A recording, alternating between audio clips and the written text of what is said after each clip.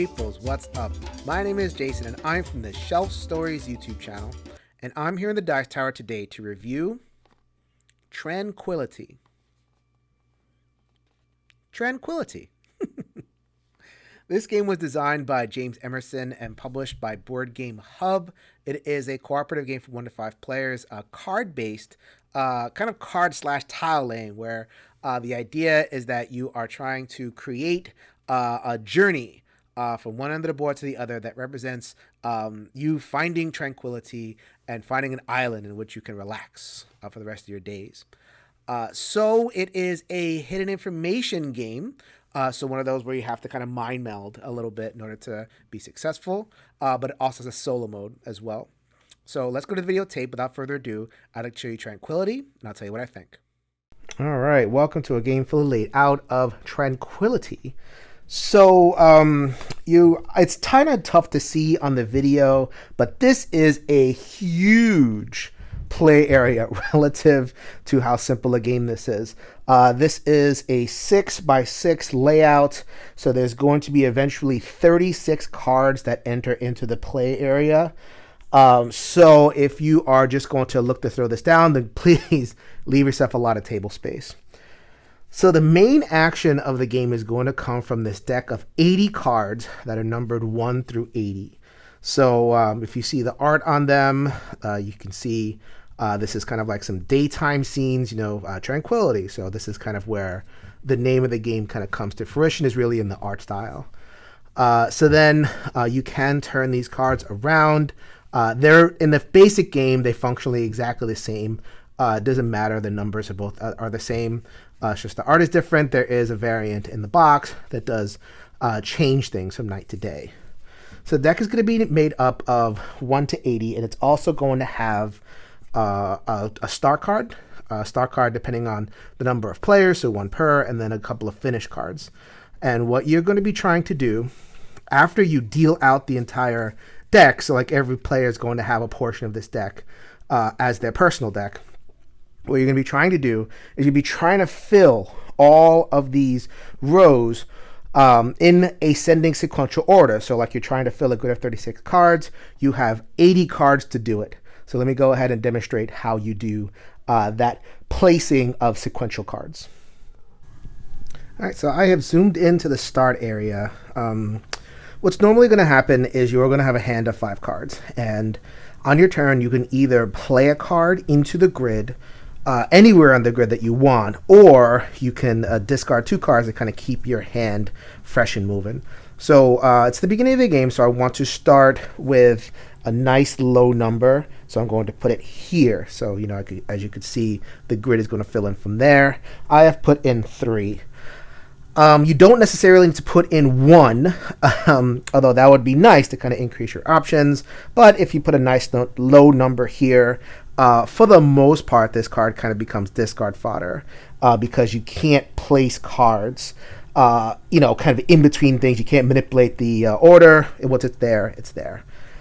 So on a future turn, I can place cards basically anywhere I want, kind of predicting what I'm going to get and how I can most easily accomplish the sequence. So let's say I wanted to place this 10 card over here. This row of 6, I'm going to anticipate that it's going to wrap around up to 10. I can do that pretty freely. That is not a problem. The issue, well, not the issue, but like the actual kind of like interactive gameplay part comes when you want to play a number card next to another one. So I have placed 3 and 4. Anytime you place a card next to another card, you have to discard the difference. So I have to take this 42. Goodbye, because 4 minus 1 is 3. So every card placement that is next to another card is going to occur some kind of discard. Let's say I wanted to, I did not have the 4, and I wanted to place this 6 instead. So then I would place this, so it would be 6 minus 3 is 3. I would have to discard all 3 cards in order to be able to make that placement. So that it increases some variability, the kind of strategically, you want to be able to kind of manipulate things a little bit. So let's say I had this situation, I had a 3 over here and a 6 over here, and I wanted to play this 5. I could place the 5 here, and I would take the smaller difference. So like this 5 minus 3 is 2, 6 minus 5 is 1. So I would choose this and discard 1 card instead of 2. Another thing that's going to happen eventually is that you are going to draw a start card. So as soon as one of the players draws a start card, they are going to have to play it immediately, and it goes over here to indicate the start of your journey. And the players need to collectively discard 8 cards, as opposed to just the difference of the cards. They need to discard 8 cards in order to do that. So if you're playing a 1 or 2 player game, then you kind of draw up the difference, and you have to talk about and discuss what you're going to be discarding. So this is a limited communication game. This placing the start card is going to be the only time in the game when you can actually communicate, because there's a lot of discards that kind of coordinate what you're discarding. Normally when you're playing cards, you cannot communicate. So let's say I wanted to place that 5, and my partner really really wanted to play their 4. Well, so they can't play it because obviously you can't fit 3 between 5. However, as you play more and more games, hopefully you guys will develop, or gals, will develop some kind of lexicon or some kind of convention to be able to give each other clues as to what each person has, and be able to get those things played between the players in some kind of efficient way. So that was the beginning of the game. A game of Tranquility ends when someone gets a finish card. There are 5 of these in the deck, so you have some options there for discarding. So a game of Tranquility will finish. The victory condition says you have to have all 36 cards filled in, and your start card and your finish card. If you happen to discard all 5 finish cards, well, then that's too bad. That is a loss. All right, so let's show you a couple of the expansions. Here is the Jagged Rock expansion. It's just 1 card. It will go on one of the side tiles over here, and for that particular turn, you or the player cannot build into this row. So I would have to place in one of the other rows, and then at the end of the turn, I would actually move this to another area. So this thing will hop back and forth, preventing building in a particular row until someone or the players build 4 of these rows, and this goes away. So a little bit of strategy there in terms of where you want to place this and where you think your partner has cards. Try to place it away from where you think they're going to play. So that's expansion number 1, the Jagged Rocks. Expansion number 2 is the Sea Monsters. So the Sea Monsters, when you get these, so you can play with harder or easier game, 3, 4, or 5. When you want to play one of these, and you have to play all of these in order to be able to win the game, it will eat one of the islands. So let's say I wanted to place it over here. Now all of a sudden it is gone. Normally kind of a terrible thing, but you can use that to your strategic advantage. So let's say you have kind of a misplaced number that isn't really great, or you want to make room for another number that fits a little bit better. So this is kind of a blessing and a curse. It giveth and it taketh away. The next expansion, Storm and Compass. So you will shuffle these into the deck. And when you draw them, you'll respond. So when you draw the orange card, of which there is 1, it's almost like you can't really see too far, so you can only place adjacent a card. You can't just kind of place anywhere in the table. When you draw the purple, then you do the same thing as you do with the Jagged Rocks. You put it along the side. You cannot build along the whatever row, and this one will reduce your hand size, I believe, from 5 to 3. So you deal with them by earning compass cards. These are not shuffled into the deck, but you can earn them by playing the star card or completing a row. 1 compass card will get rid of 1 storm. You can also change the layout, so these cards don't necessarily have to be in a square. They can kind of get formed in a pyramid or some other shape. A lot of different variants that I will leave you to explore the rulebook in order to discover.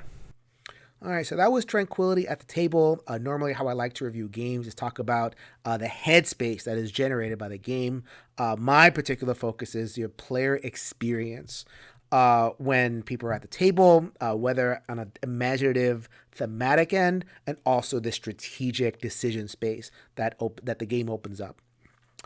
So let's talk about theme first. This is as you saw from the art and just the box and everything that's going on. It's meant to be, calming and tranquil. Everything is, very cartoony, vistas and stuff. And from a art perspective, I think the game is really, really neat. It just feels good. It kind of gives you that little bit of Takedo sense. Takedo being a Far Eastern, this is not a Far Eastern kind of motif, but just like, vistas and mountains and placid water, the art really delivers on that sense. Is the game itself tranquil? That's a difficult one because it's funny because like the most frustrating games that I play are hidden information games. So, I remember times where I'm playing a game of Hanabi or The Mind or, games in that ilk. And I can honestly say that those are some of the most stressful times that I've ever had as a gamer because you're trying to like, play the 3, play it. I just gave you the clue. As I'm thinking about it, I'm just thinking about the times that I've played those other games. And it's like, hearing from the people at the table, oh, this is the most stress that I've ever had at a game. And this is no different. I've had some really stressful times playing this game cooperatively. So Tranquility, I don't know.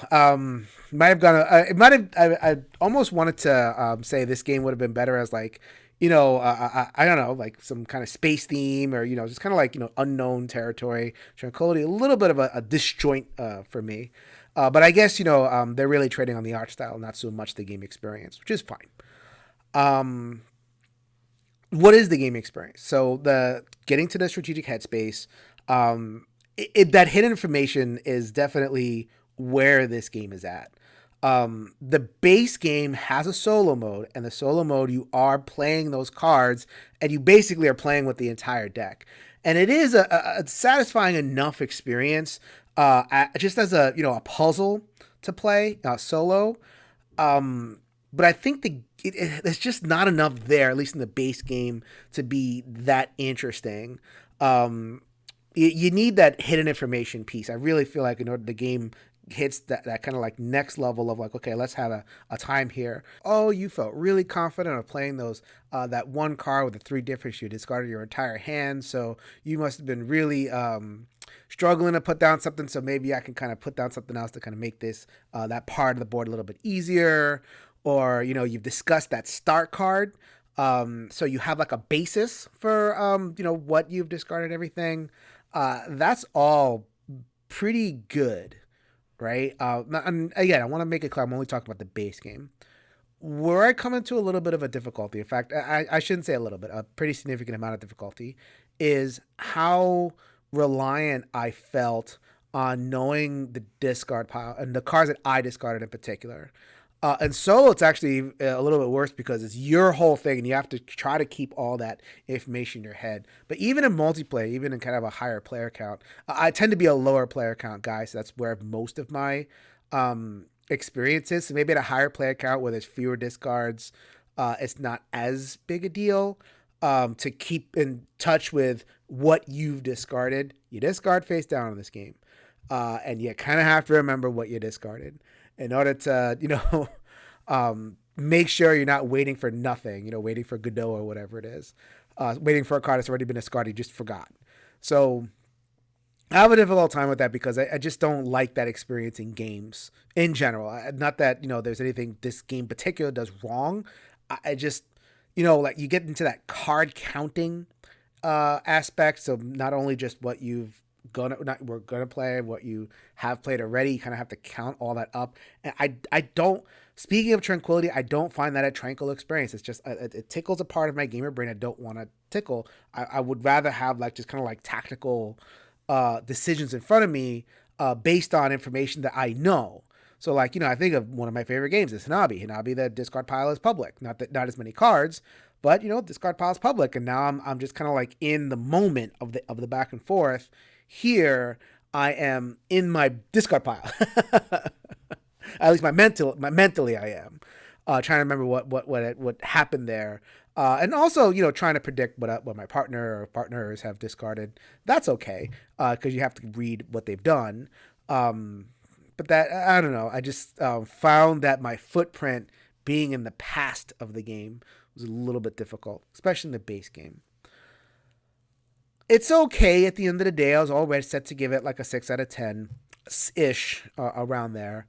And then I played with the expansion, all the expansions, kind of one at a time. And that really elevated the game experience for me, especially in the cooperative. Solo, I am a solo player. I didn't love the experience. I think in the game shines more in the multiplayer, with those expansions. So it adds enough like kind of gamer levers and gamer buttons to make this, really take this to the next level. So I really enjoyed the sea monster. Right, the sea monster theoretically is a bad card. Like it kind of sets you back. And you have to be really smart about like which card you take away, because you don't want to take away a card and everything else is discarded that fits in that particular place. Again, you have to remember what you did. However, there's not that many of them, and you could use them in a strategic way. So like if you use one and then it kind of combos with something in your hand, where it's like, I have like a 13-16 combo. I'm going to get rid of that 16. Oh, I have a 14 in my hand. So that happens sometimes, and that's pretty satisfying. Nice to be able to use an obstacle kind of to your advantage. That's cool. And the storms are really interesting. The fact that they come out and they trip you up in some way, and then you have to earn the good thing. It isn't just another card in a deck that you just wait for the good thing. Like, yeah, you get the bad thing that comes out, but you earn the good thing that takes away the storm. And even then, that's an interesting decision, right? If you have multiple storms, like, okay, which storm am I going to take away? Which one is tripping me up more, so to speak. And it depends on the phase of the game. It really kind of like elevated the experience for me. So I was actually pretty happy to play with the expansions. So final thoughts time, I'm going to go 7 out of 10. And that's specific to the cooperative over the solo, and it's specific to the expansions weaved in over the base game. The base game's fine, gateway-ish, good to introduce an experience if you want to have that kind of experience at the table with somebody who is not as experienced with gamer buttons. But with somebody who is, throw in those expansions, especially Sea Monster, but a couple others, and now you have a pretty decent time. You have to deal with that discard pile issue, but if you don't mind that, if your memory is pretty good, then I think this could be a good time for you. So my name is Jason. My channel is Shelf Stories. Shelf Stories is a channel, a little bit of my talking head channel, where I have interviews. I have a lot of Zoom chats with a lot of my friends in the gaming community, designers, publishers, that kind of thing. Also, my Shelf Help series, where I share tips and tricks that I've learned along the way as a psychotherapist to help you become a happier gamer and happier person. So I'm going to remind you, if you could change your mind, you could change the world. So until next time, later, everybody.